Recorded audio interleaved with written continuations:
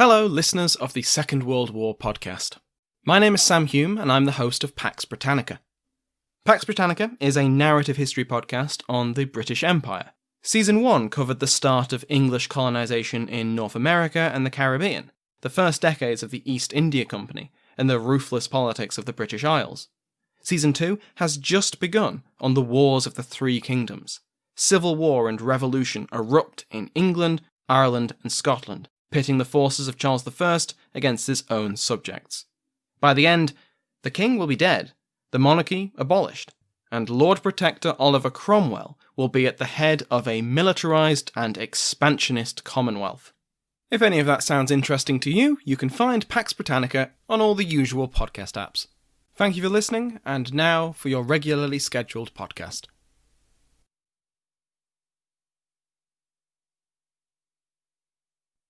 Hello everyone and welcome to History of the Second World War, Episode 22, The Third Reich, Part 8, January 1933.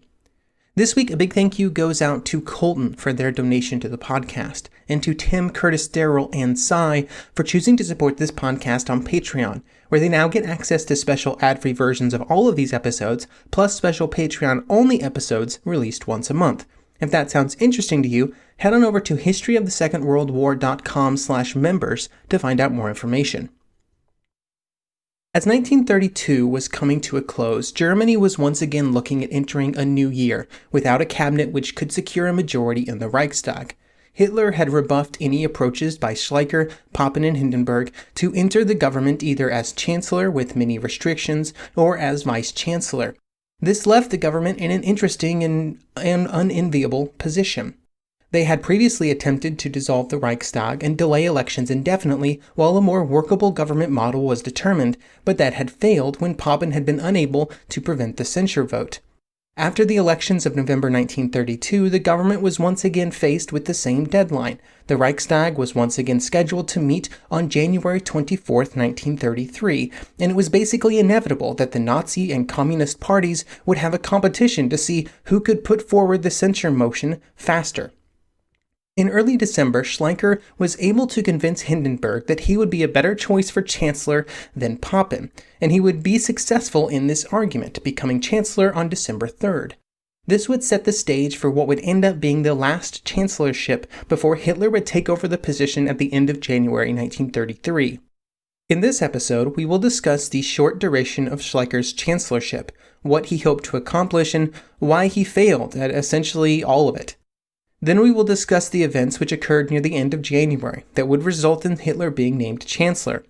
In retrospect, this would be a critical turning point for Germany, even if at the time it appeared to be just yet another new government in a long string of short-lived governments.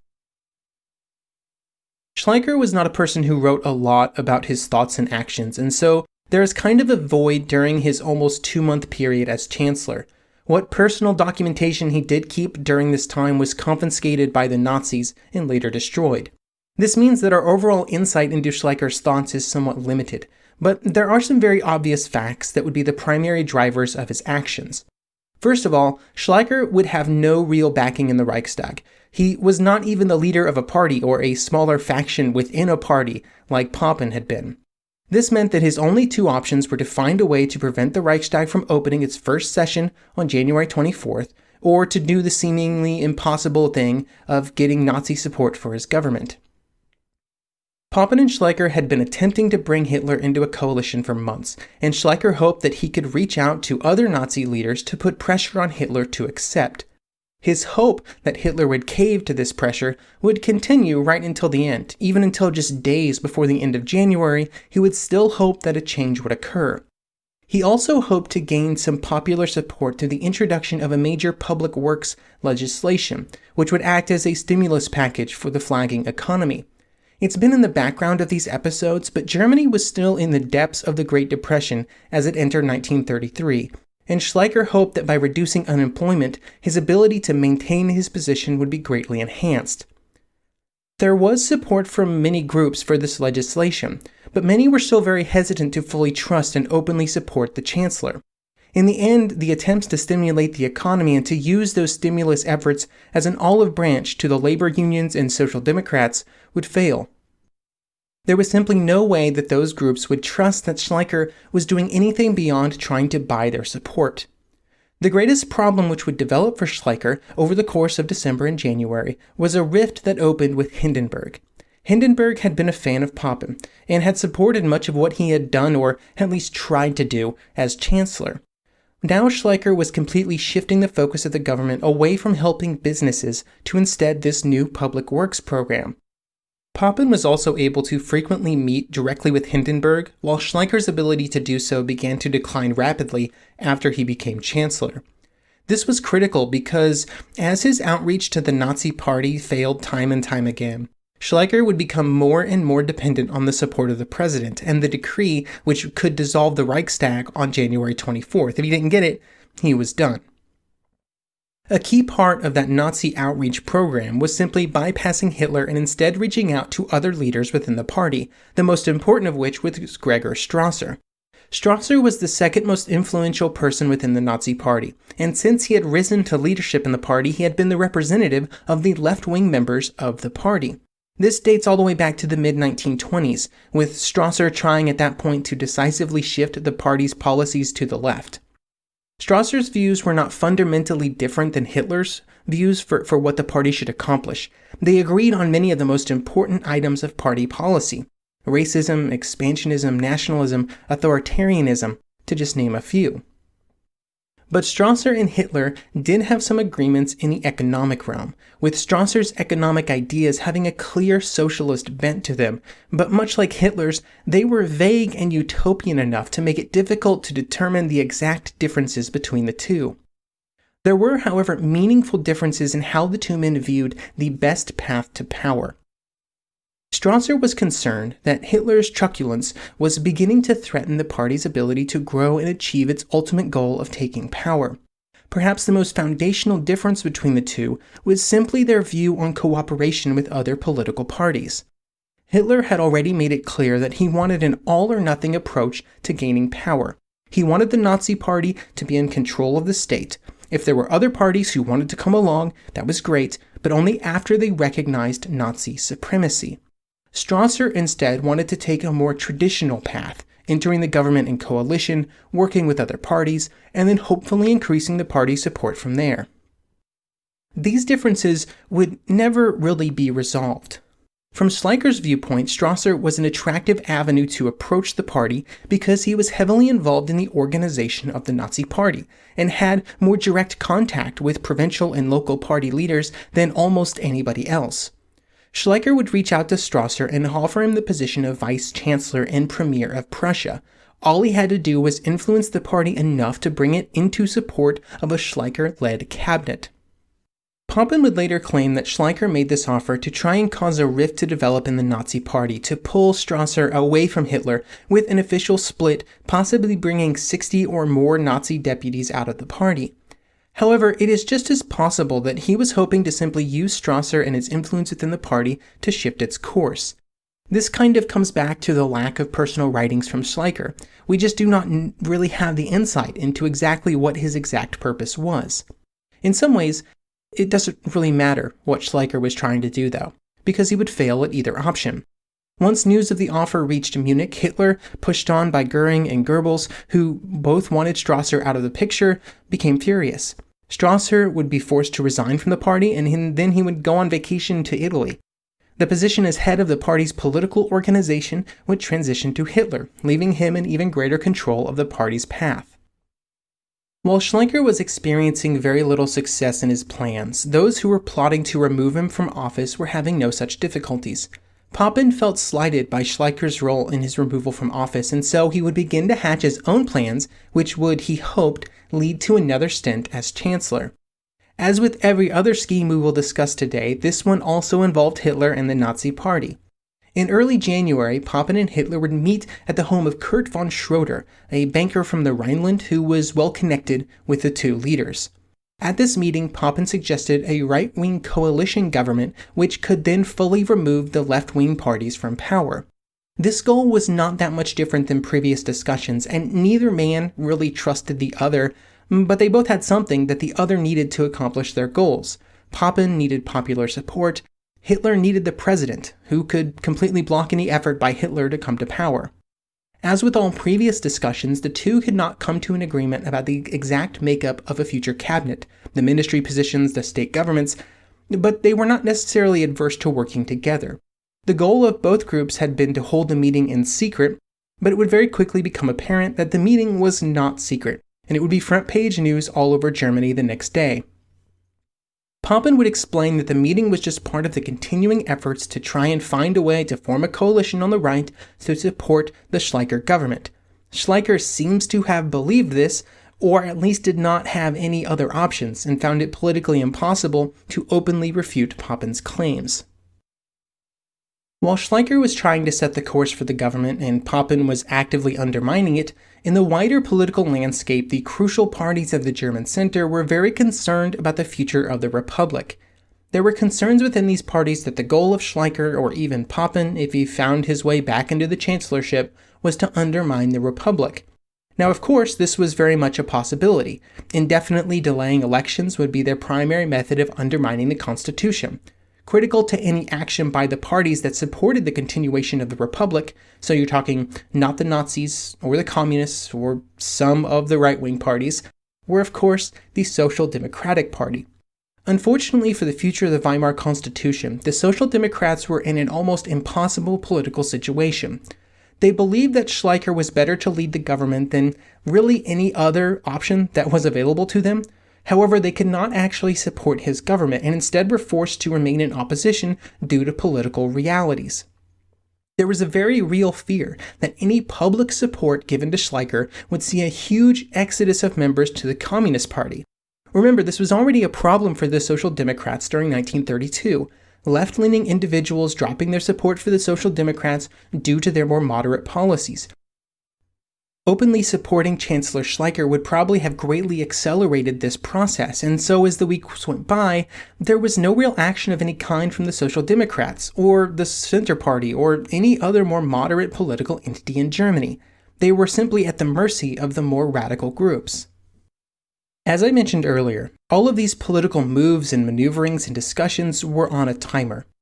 On January 23rd, Schleicher would meet with Hindenburg and officially inform him that when the Reichstag began the next day, he would not have a majority. It simply would not be possible. And so he requested its dissolution and emergency decrees to put that dissolution into place. Hindenburg would not give him this. The only success Schleicher would have would be to delay the first Reichstag session by a week until January 31st. But this additional week did not allow him to drastically alter the German political landscape. It would allow him to get final approval for his job creation program, which would be the only real lasting legacy of the Schleicher government, even if those that came after would receive most of the credit. On the 28th, Hindenburg informed Schleicher that he would not authorize the dissolution of the Reichstag, and with no other option, Schleicher would tender his resignation on the 28th. He would later say to the French ambassador, quote, "I stayed in power for only 57 days, and on each and every one of them I was betrayed 57 times. Don't ever speak to me of German loyalty." End quote.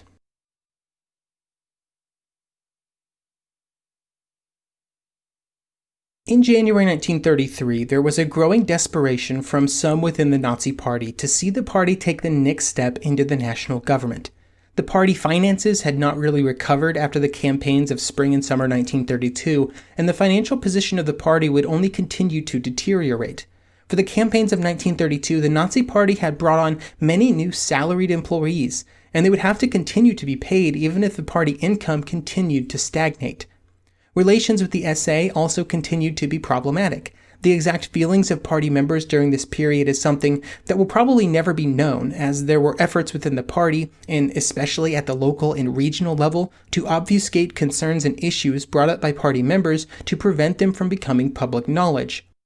There was, of course, also the problem that the November elections had resulted in the first reduction in Nazi support in almost 5 years. The problems were mounting for the party, but the hope was that all of them would quickly dissipate if they could create a government in which they were in power, and the negotiations with Papen were the only viable path to making that happen. The day after Schleicher resigned, Papen would meet with Hindenburg to gain his acceptance for a government that would be led by Hitler. Papen wanted himself in the position of vice-chancellor, and he planned to offer cabinet positions to leaders of other conservative parties to gain their support. After these discussions, Hindenburg would give Papen permission to try and form such a government. With the permission of the president, Papen began to put into place his plan. He would reach out to the other conservative parties to gain their support, and he did truly believe that they would be an important part of giving the government some form of legitimacy and ensuring that it would remain on the correct path. Papen believed that the traditional conservative leaders that would be in the cabinet and in the government would be able to act as a moderating influence on a Hitler chancellorship and to guarantee that his more radical ideas would not be put into place. Others were less enthused about the idea. Some would warn Papen that he was making a huge mistake. Papen would always maintain his confidence that in such a government he and the other moderate members would always retain the upper hand. To one doubter who would voice the concern that Papen was putting himself at the mercy of Hitler, Papen would reply that, quote, "You are mistaken. We've hired him." He would also say that within 2 weeks we will have pushed Hitler so far into a corner that he'll squeak. To jump out of our chronological arrangement here, I just want to say that this would be a colossal miscalculation by Papen. It would rapidly become apparent that the conservative coalition within the government, which Papen had put so much faith in, had no real power and no real ability to moderate Nazi policies. They would instead be slowly marginalized and then removed from the government before, during the summer of 1934, several would be assassinated. Of course, in January 1933, Papen did not know that his plan would come to such utter ruin. The final agreement between Papen and Hitler was that Nazi members would be given the Chancellorship, the Ministry of the Interior, and the Prussian Ministry of the Interior. The other 8 positions, including Foreign Office, Ministry of Finance, and the Defense Ministry, would all be filled by Papen, and those he appointed would be with the support of the President.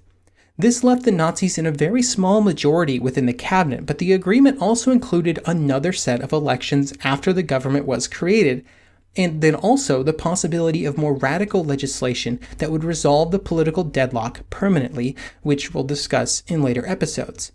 The choice by Hitler and the Nazi leaders to accept fewer positions within the government, but to focus on just the Chancellorship and then the Ministries of the Interior, were important choices, because it would rapidly become apparent that having only these positions still gave them a huge amount of power to alter the political situation within Germany.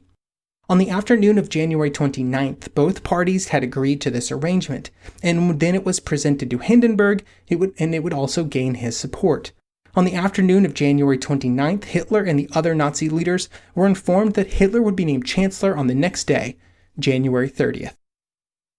Hitler's rise to power would very quickly be put through the party propaganda machine, and would come up the other side as a story of great triumph of Hitler, where it was his persistence and his sheer force of will that brought him to power. I hope over the last episodes that I've made it clear that this was actually something very different. There were many reasons that the Nazi Party came to power in 1933. It would begin with structural problems within the Weimar Constitution and the political landscape of Germany.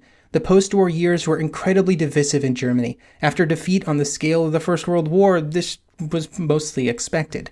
In the immediate post-war years, the parties that supported the new government were able to gain and retain enough support to make it work.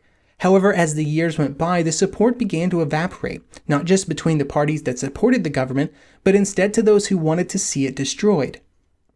This was one of the key differences between Germany and other Western democracies. In nations like France and Britain or others, there were shifts in the political landscape during the interwar years, but there were never large parties which fundamentally questioned the legitimacy of the democratic foundations of the nation. In Germany, there were 2 of these major parties, which by the early 1930s would both be in the top 5 largest parties in Germany. There was also nothing in the Weimar Constitution that allowed for any way to combat these new threats, especially as they slowly came to the point where they combined controlled a majority of the vote. Instead, the government had to resort to using Article 48 and presidential decrees to maintain any government at all, decrees originally designed to allow for a national government to function in times of emergencies. But suddenly, these decrees were becoming the norm. There were many opportunities in the years before 1932 for the political groups within Germany to choose different courses which might have had different outcomes, but most all of them would have required greater cooperation among the parties who supported the Constitution, and with so many rejecting any coalition with the Social Democrats, this became impossible. One of the reasons that this did not happen was due to the problems that the traditional parties on the right had during these years. There was really no way to avoid the fact that there were large overlaps between Nazi and conservative policies during this period. There were even large overlaps between Nazi policy and German liberal views, and basically anybody to the right of the Social Democrats were all competing for the same voters. Many of these groups also, at least in some ways, questioned the democratic path that Germany was on. Not all of them contained a revolutionary movement like the Nazis, Papen being a really good example of that viewpoint, because he believed that Germany should be led by an authoritarian government, but one that was put in place not through violence, but through legal means. This was a view held by many on the right. They perhaps did not support radical violent change, but they would not shed a tear for the disappearance of the democratic structures of Weimar Germany. This unwillingness to put the preservation of democracy above all other political considerations, which many had done in the years immediately following the First World War, robbed those who did believe in the continuation of the Weimar system of the numbers that they needed to succeed. It is unclear if a change in the party politics would have made a difference, though. The failure of one large conservative party to form, a party that was loyal to the Constitution and democracy, like many democracies would have and continue to have, is a failure within the German system that is perhaps mostly attributable to how recently the Republic had been created. At the very least, it cannot be easily blamed on one group or one decision. When faced with the rise of the Nazi Party, conservative leaders and supporters were then willing to put their support behind the party, even if they had to ignore or discount some of the party's more radical policies. They focused on the destruction of German democracy first, and also a reduction in power of the left. The rise of the Nazi Party is also, of course, not wholly attributable to the failures of others. Credit must also be given to the party, its leaders, its members. They recognized several key facts about the situation in Germany in the 1920s and 30s. They would downplay some of their more radical views, like their extreme anti-Semitism, and they realized that as a protest party, the most important thing they could do was to use vague policies that appealed to the emotions of the people, not their logic. The Nazis sold the German people on a vision of the future, of a Germany restored to past greatness, of a Germany that would be able to throw off the shackles of the post-war settlements, of a Germany unhindered by democracy and division. And yet, even with all of their success, when they came to power, they were only supported by just over a third of the German people. 2/3 of Germany would not vote for the Nazi Party before it came to power, and so it required help, which it found in that conservative support. There were many other paths that Germany could have taken during this period. Some would have required a drastic shift in the path of the political evolution of Germany. Others were specific choices made by individuals. For example, Hindenburg could have given Schleicher a dissolution decree, and if that was successful, it could have delayed elections and maybe the Nazi Party support would have continued to decline. One of the many great what-ifs of this period of history, but of course none of those paths would be taken. Instead, January 30th, 1933 would be the day. In the morning, Hitler and the other cabinet members would drive over to the Chancellery to meet with Hindenburg. After some final concerns by some of the other cabinet members, most importantly Hugenberg, the leader of the National People's Party, the group would meet with Hindenburg, although only after an hour-long delay. Ian Kershaw would describe the scene like this. At last, shortly after noon, the members of the Hitler cabinet trooped into the Reich president's office. Hindenburg gave a brief welcoming address expressing satisfaction that the nationalist right had finally come together. Papen then made the formal introductions. Hindenburg nodded his approval as Hitler solemnly swore to carry out his obligations without party interests and for the good of the whole nation. He again approvingly acknowledged the sentiments expressed by the new Reich Chancellor, who unexpectedly made a short speech emphasizing his efforts to uphold the Constitution, respect the rights of the President, and after the next election to return to normal parliamentary rule. Hitler and his ministers awaited a reply from the Reich President. It came, but in only a single short sentence. And now, gentlemen, forwards with God. With that, Hitler was officially Chancellor of Germany, and Germany would never be the same again.